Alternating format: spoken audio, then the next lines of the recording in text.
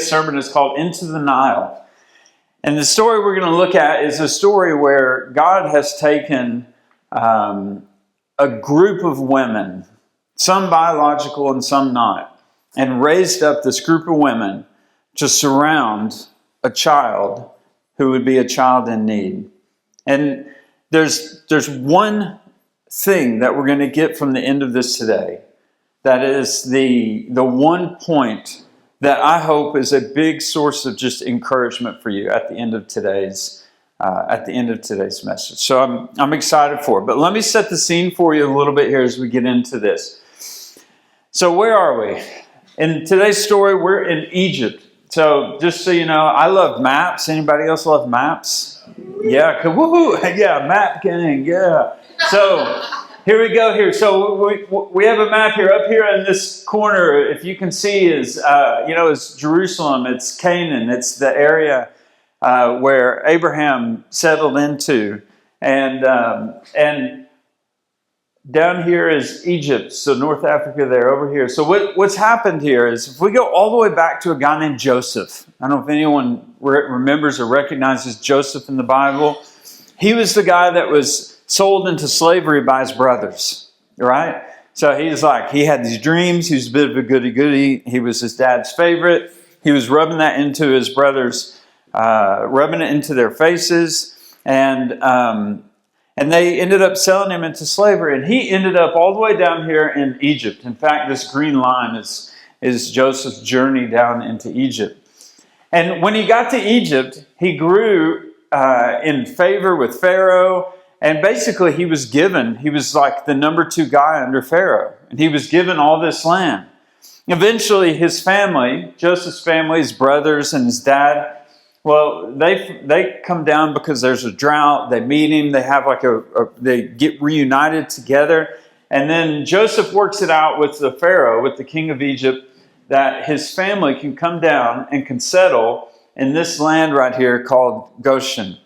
So if we wonder, how did the Israelites get to Egypt so that then they could leave Egypt? Or why were they there in the beginning? Well, this is why right here.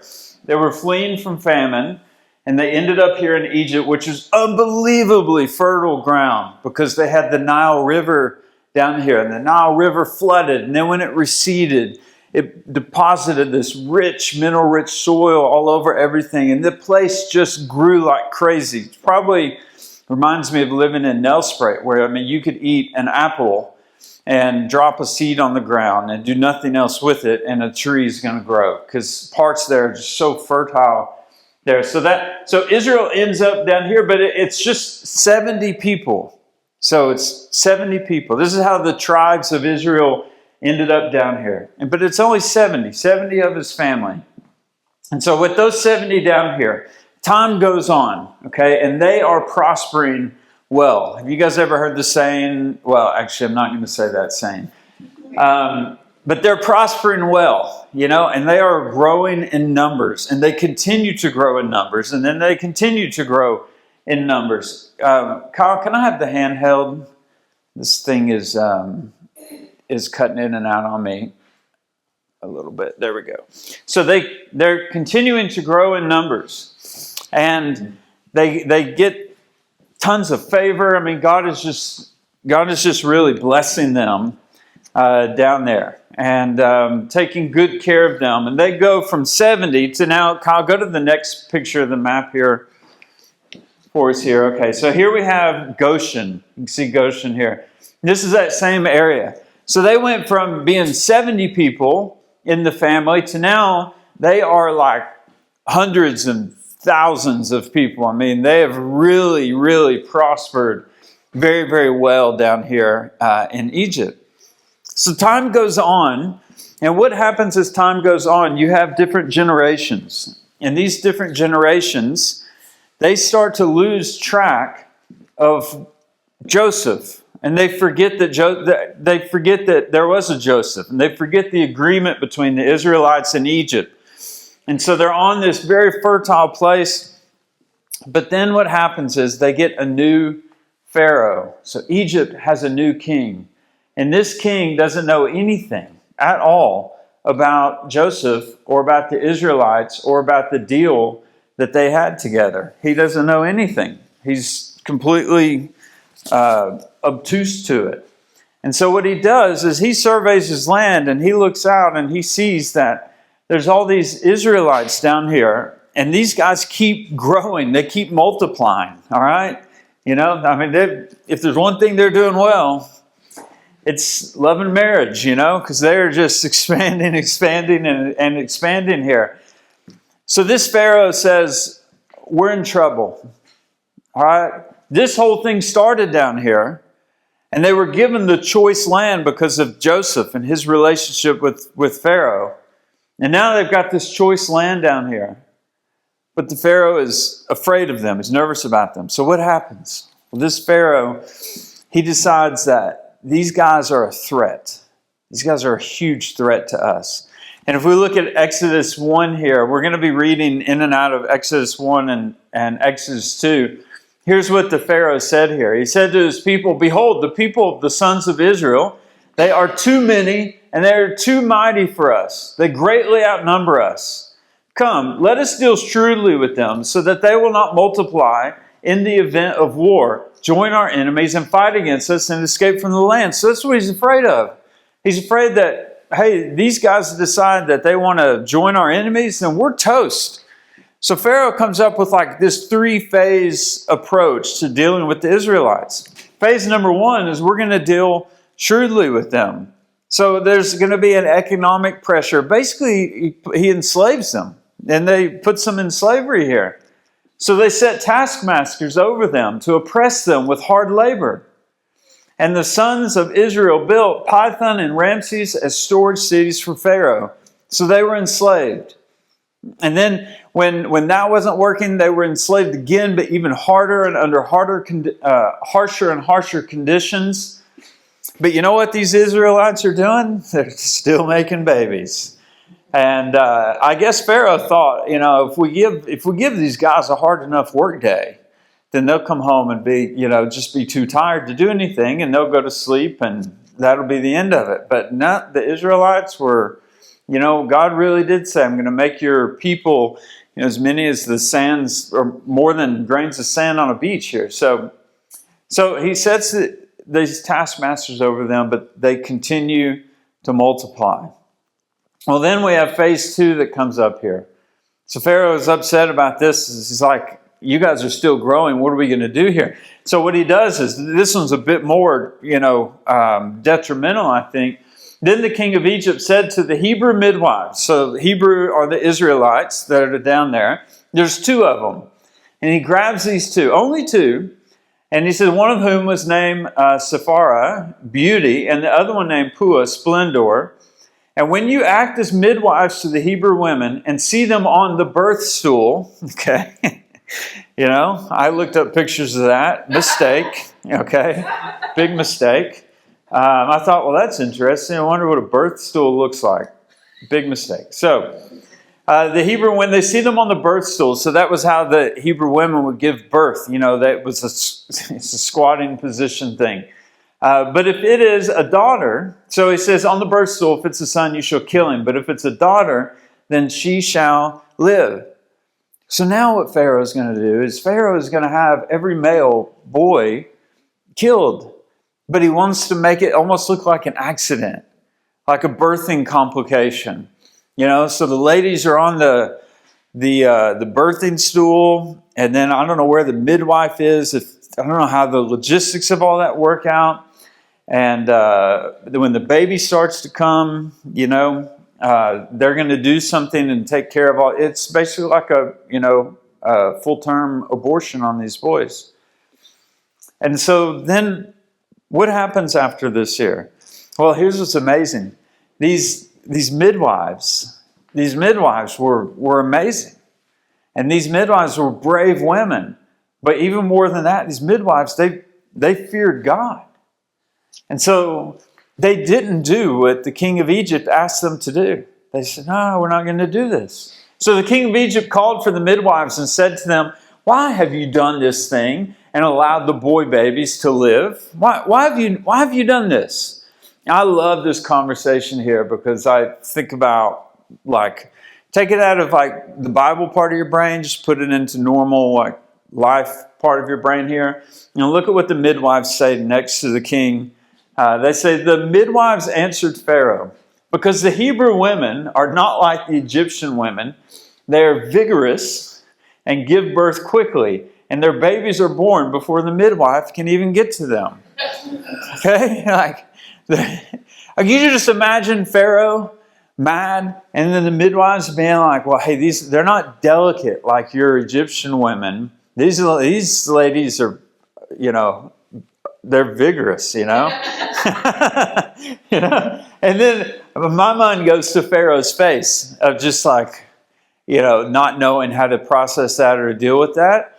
And so, because at the end of this right here, the conversation is basically done. Pharaoh doesn't say anything else after this. And these midwives, they're blessed by God. And the Israelites continue to grow. Now we get to phase 3.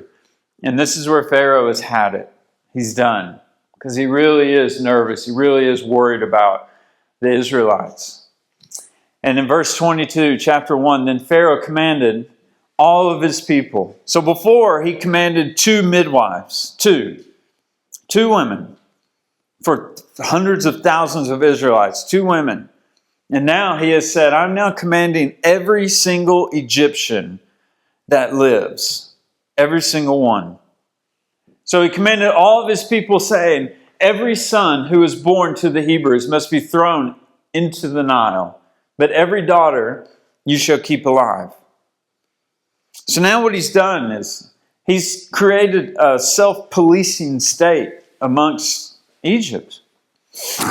And so now this decree, as it goes out, I did some research on how this would be enforced, and it would have been an expectation on every Egyptian to punishable by death if you don't do this.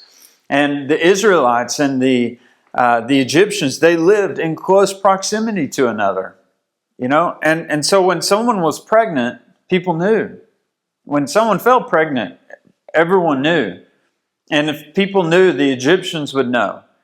And then they just sit and they wait and they rub their little, grubby fingers together and wait to see if it's going to be a boy or if it's going to be a girl. Now, pregnancy, I've not personally given birth, but I did a lot of Casey's work for her in our 2 pregnancies. I can say that because she's not here. And I worked very hard on both of those and can really relate to her. These are all lies. I did work hard, but I can't relate to it. But you know what I can remember is the beauty of just pregnancy. Just the beauty of the whole event of growing a life in you, and that baby coming out and you hold it for the first time, and it's just amazing. And the first couple months are amazing because they don't do anything but sleep and eat, and all that's incredible. But for these ladies, after this decree, what excitement can come after that? Now when you fall pregnant, it's, am I going to keep it or am I going to lose it?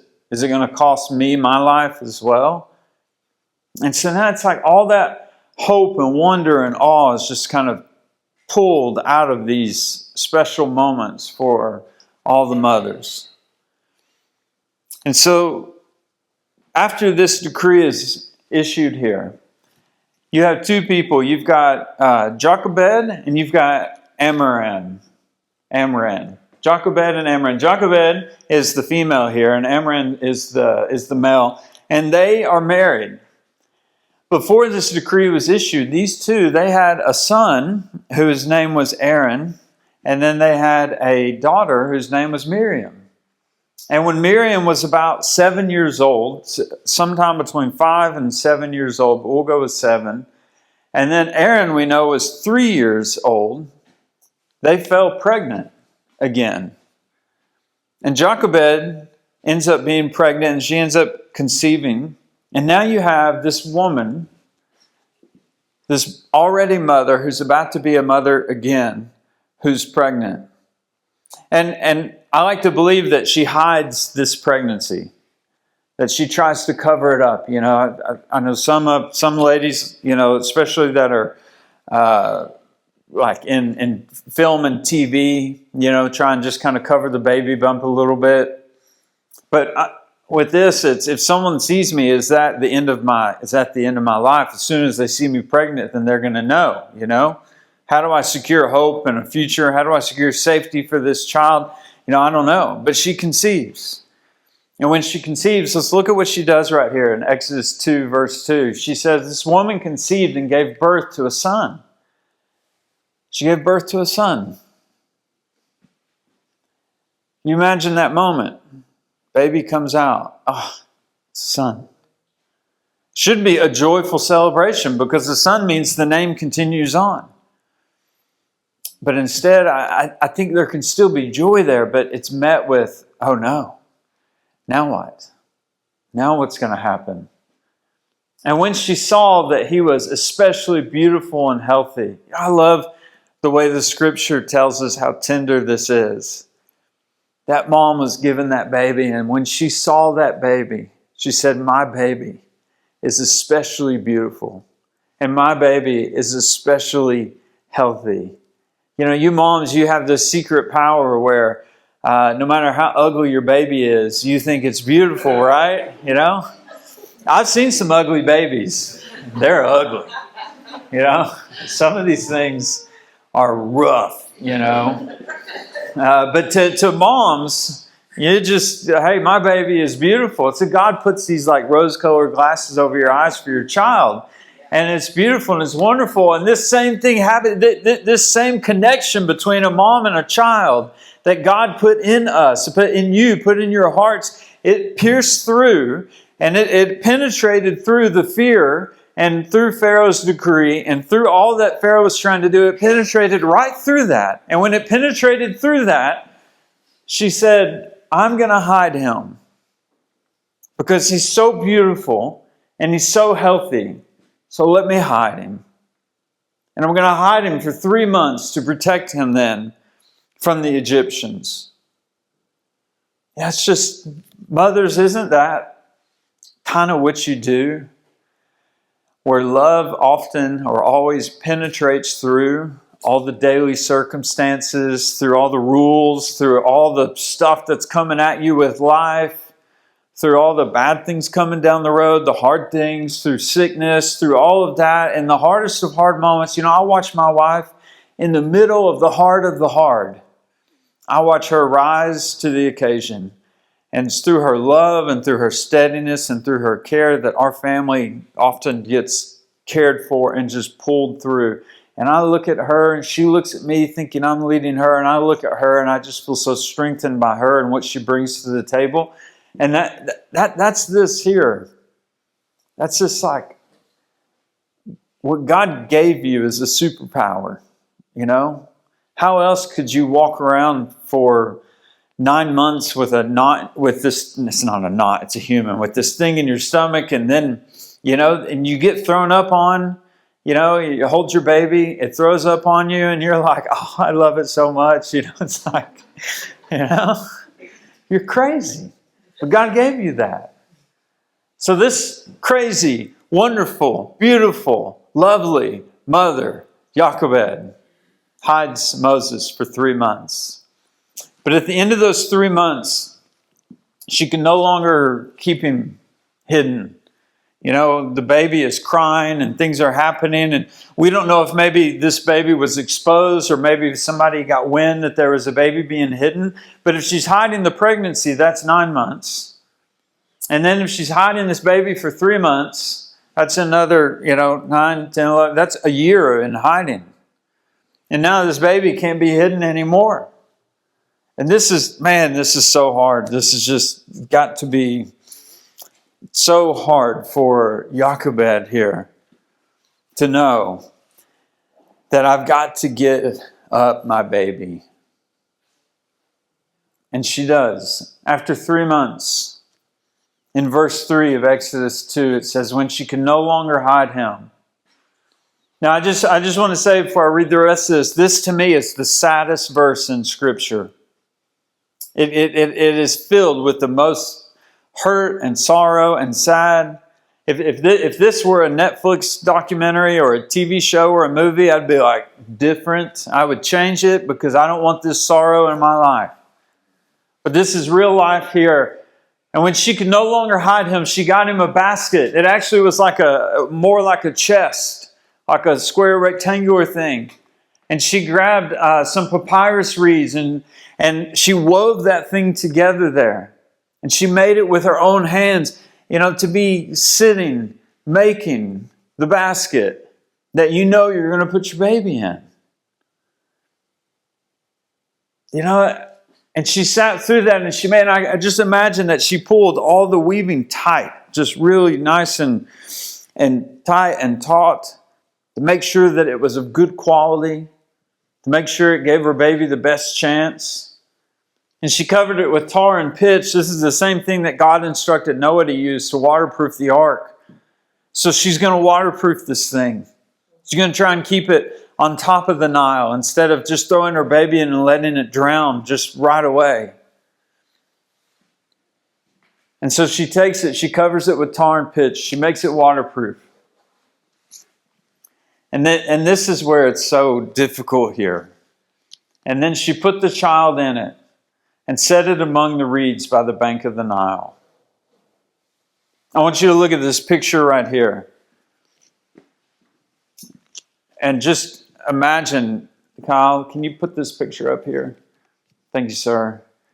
This picture here. And just imagine Jochebed walking up to the bank here. It's probably a little bit muddy. The soil is fertile. And Pharaoh, what Pharaoh had done when he had said, I want you to throw all the babies in the Nile River, here's what he was doing. I did some research on the Nile River back then. And from what people can gather and through a lot of, projections and things like that, what they figure is that there were between 5 and 7 Nile crocodiles per kilometer of riverbed. And that is their most conservative answer. So it could be anywhere from, in the Egyptian Nile River Delta, 300 to 500,000 crocodiles total. But about maybe 5 to 7 per kilometer. So that means that for every kilometer down here, and a kilometer is not that long, there's 5 giant river Nile crocodiles. And where do they hunt? They hunt in the reeds. They hunt right here. They wait for their prey. And they hunt right here. And for a mom to put a baby in a basket and to walk down the path and to come to the edge of the water and to take her little waterproof basket and place that basket right here in the water amongst the reeds. And what Jochebed is doing there is she surrendered him. She has surrendered her son in the basket, and then she walks away. This is a moment that I can't even pretend to understand here.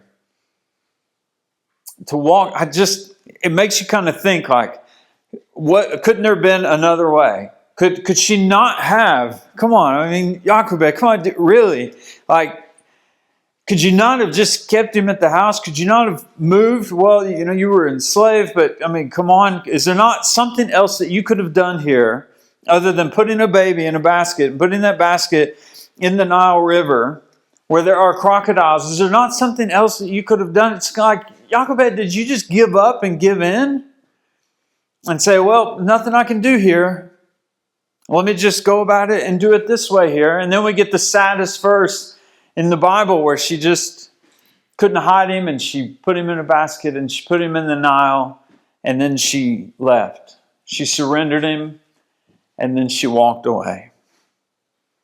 That walk back to the village, I just can't imagine what that would have been like there. I don't know how. I just can't imagine that. So was Jochebed just a bad mom? Was she a woman of little faith? Was she a desperate woman? This is where the story kind of takes a bit of an interesting turn, because I think what happened, at least in me, is that, oh, how we underestimate the power of motherhood. Oh, how we underestimated the power of motherhood and Jochebed. See, Jochebed did not just abandon her baby by the river. It seems like she did, but she didn't. That baby actually was never abandoned. You know why? Because just on the other side of the riverbank, nearby, very nearby, there stood a 7-year-old little girl, a little girl named Miriam. And in verse 4, it tells us here, it says, and his sister Miriam stood some distance away to find out what would happen to him. You know why she stood there? Because Jochebed instructed her to stand there. And you know what she instructed her to do while she would be standing there? Is you will keep watch and you will find out what would happen to him. At no point in time did that baby ever leave the eyesight of Miriam. And she raised Miriam to be a good girl, and then Miriam loved her family. And I mean, if a 7-year-old girl is able to do that, to have the fortitude to do that, then she understands something. And what she understands because of the mom that she has, because of the dad that she has, and she understands, I'm playing a role right here. I'm going to keep watch on this baby. Jochebed never abandoned her baby. It seems like it. But Jochebed planned ahead. And she said, I'm going to place this here, Miriam. I want you there, and I don't want you to lose sight of that basket, because we're going to make sure we know what happens with that baby in that basket. And you know, again, we could think, okay, maybe we've underestimated Jochebed here, because she's smart enough to try and get Miriam, to make sure that Miriam is watching. Hey, maybe she's really clever. You know, Jochebed, why did you put the baby in the Nile River where the crocodiles are? Why did you place it in the reeds? That seems like the worst possible place you could put it. That's where the crocodiles are. Jochebed is some amazing woman. She is absolutely incredible. She didn't place it where the crocodiles would get it. She placed it exactly where they would not. Because she scouted. And she knew that there was a place where the Egyptian royalty would come down to the river and they would take a bath. But this bath wasn't like my armpit smell bath. This bath was like a ritualistic cleansing. And when they would come down to these places, they would be designated. These designated places where the royalty would come down and get by the river, because the river was like a god to them. And so they did these ritualistic bathings there, and they would come down to the river. And when they came down, because of royalty, people would come down with them, and they would walk the riverbanks. Walk up and down the riverbanks. Can you see what Jochebed's done? They would walk these riverbanks to make sure that there were no crocodiles and to make sure that it was safe. And this brilliant, wonderful mother, who on all occasions looks like she has abandoned her baby and walked away, has done none of that. So while Miriam is standing there watching, the basket is in the reeds. And then in verse 5, we see what happens next. Now the daughter of Pharaoh. See, she placed this basket in the exact place where the one person who could see it and make a change and make a difference would be able to find it. And that would be the best opportunity for that baby. And she put it right there. Moms, you guys are amazing. You guys, your love guides you. You don't give up. You don't quit. Yes, I think it was still a surrender for Jochebed to put the basket and then to walk away. I think there were still prayers. I think there were still tears. I think there was still nervous anxiety. I think there was still a sick feeling in her stomach. I think there was still dread, and all of those things were still there. But this woman had done, guided by her heart for her child, had done the very best that she could to set this baby up well. And Pharaoh's daughter comes down to bathe at the Nile. And she, see here it is, together with her maidens walked along the river's bank. Jochebed, you are one amazing woman. You are amazing. And she saw the basket among the reeds, and she sent to her maid to get it. She sees this thing. What is that? Oh, that's a basket over there. It's covered in tar. That's weird. And she brought it to her, and when she opened it up, she saw the child, and behold, the baby was crying. She sees this crying child in there, and she took pity on him. It's like, oh, Jochebed's plan worked. You know? Ladies, when you get around somebody else's baby, you get weird, okay? Whether it's your own or somebody else's. You know, you get weird, all right? And that's happened, but thank God for that, because this Pharaoh's daughter takes pity on what she knew to be one of the Hebrew children. Why did she know that? Well, because they were racially distinct. They looked different. They were different. Their skin was different. And she knew this is a Hebrew child, which means this child should have its basket dumped in this river and let the current take it down. But she took pity. And here comes one of the most amazing moments, I think, in this whole story here. Is that as she's holding this basket, and as she looks and she's taking pity and hearing the baby cry, guess what? There's another little voice that comes up. You remember Miriam? Miriam, who's just close by right there? And so Miriam, she steps up here, and I call her brave Miriam for this. Then his sister, which is Miriam, said to Pharaoh's daughter. So first of all, if she spoke to Pharaoh or Pharaoh's daughter, she could be killed for that because she is a Hebrew. They're not allowed to speak to them, especially not in a ritualistic area, during a ritual, or in a guarded area for royalty only. That's a big no-no. So Miriam, if she speaks, that could be the end of her. I don't know if she knew that. But Jochebed knew that, and that's why Jochebed put her off at a distance. And as Pharaoh's daughter is holding this basket, you have Miriam who's been instructed, don't you dare take your eyes off that baby basket. And Miriam looks and sees that she's holding it, and she says, shall I go? Can you just imagine this voice? Shall I go? Shall I go and call a wet nurse from the Hebrew women to nurse the child for you? Pharaoh's daughter looks up and is like, actually, great idea. You know? And that's exactly what she does. And then Pharaoh in verse 8 here, it says that then Pharaoh's daughter said to her, go ahead. So the girl went ahead and called the child's mother. Then Pharaoh's daughter said to her, take this child away and nurse him. See, clever Miriam. She seized the moment. And she said, shall I get somebody? And then she goes, obviously, then she's going to go get her own mom. Guys, moms, can you imagine that feeling? Maybe she hasn't made it all the way home, but Miriam comes running and tells her what's happened. You know?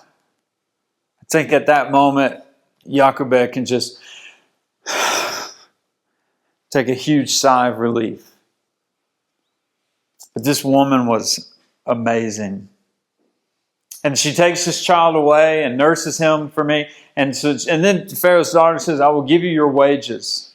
So she took the woman and child and she nursed it. So now Jochebed now has gone from having to give up her baby and surrender her baby, but then also now she's in a place where she has royal protection around nursing her baby, and she gets paid to do it. You know, how good is God around that? You know, it's, you know, you moms, you do these amazing things for us. You know, for us husbands, for us kids, for us people here.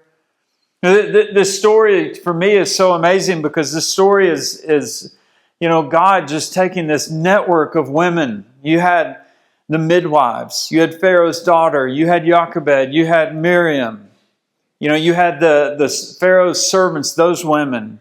You know, all these women in this network here, that God used them uniquely just to protect this one little boy. But then zooming in on Jochebed, you have this mom who is smart and cunning, and she is wise, and she is loving, and she is strong, and she has raised her family strong, and she has poured into them good characteristics and qualities. Just the maturity that's in Miriam at 7 years old to do what she did, and that comes from that mom. You know, and it's You moms play such an important role. And you guys have such a hard calling on you. Because this mother's calling often involves both fierce protection and really painful release. You know that fierce protection of somebody, mama bear comes out. Like, oh, don't mess with my, with my baby. I see Nikita here. Nikita, rip your head off. Most all of us moms would do that and will do that. But there's protection. There's a fierce protection in you. And that's why that release is so painful. See, what happens when you come to the point of Jochebed where you can no longer protect it, you can no longer contain it, you can no longer keep it in the bubble that you want to keep it in. So what do? Well, then you have to look at this painful release. And you've got to let that go. But that's so hard. I think every painful release that we have, especially of our children, is as hard as what Jochebed had to do with her baby. There's, whether you're releasing a child in a season, maybe they're growing up and moving out, or whether it's something else, or maybe it's a mentor that you have, or maybe you've lost a child, this painful release is so, so, so difficult. But you have this fierceness in your heart. The truth that I think Exodus chapter 1 and Exodus chapter 2 really centers on and focuses on is this. It's that trusting God with what you cannot control, places your basket where only God can reach. But when Jochebed got to the place where she could no longer control hiding this baby, she placed her basket in the reeds. And it was there that only God could reach. She had to walk away. She had to surrender and walk away. And she had to let go. And that's what surrender is for us. If you imagine that you have a basket right now, everybody, all the ladies, hold your hand out like this. You all have a basket, and inside this basket right now it's empty. But you need to put something in that basket. You need to take something that you've been trying to control, you've been trying to maintain, you've been trying to own, and you've been trying to keep it in a nice little box, but you no longer can do that. Maybe a relationship, a child, or it could be many different things, but you used to be able to handle it, but now you can't anymore. And that thing, it's time for you to put that in that basket. And then you're going to close and you're going to seal that basket up. And you're going to walk it to the Nile. But remember, the whole world sees the Nile as the place where kids go to die. But God sees it as a place of redemption. God sees it as a place of rebirth. And instead, you're going to put your basket where only God can reach. And what comes out of something like this is when you place something that you can't control, and when you put it where only God can reach, then usually, not all of the time, but usually He blesses it before He gives it back to you. And that's what happened with Jochebed. She gave her son up, and it was blessed when it came back to her. Royal protection, finances. So I want to pray for us as we close here. You moms are amazing. You're amazing women. You love hard. You love well. You're fierce protectors. But you've also got some things to put in a basket and place where only God can reach it. And then just like Jochebed, turn and walk away and let God bring it back to you. Heavenly Father, I pray that every woman in here would feel valued, loved, cared for.